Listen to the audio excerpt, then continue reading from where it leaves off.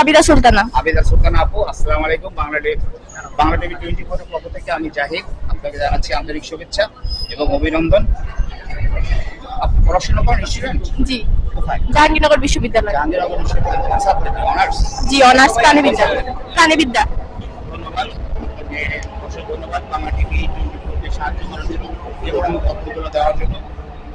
God bless you. আবার দেখা হবে। অবশ্যই আমাদের টিভিটা, আমাদের চ্যানেলটা দেখবেন। ভাই আপনার নামটা? ভাইয়া, আমি বাংলা টিভি 24 এর পক্ষ থেকে এসেছি জাহিদ।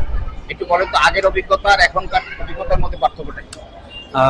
পূর্ববর্তী যাত্রাগুলো ছিল আপনার প্যাসেঞ্জার খুবই কম থাকতো, সেক্ষেত্রে স্বাচ্ছন্দ্যে চলাচল করা যেত। কারণটা কি? প্যাসেঞ্জার কম থাকার কারণটা কি?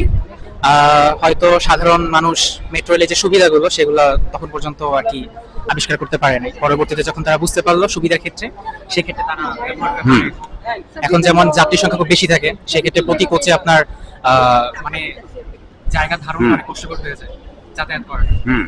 এটা হচ্ছে একটা বড় সমস্যা।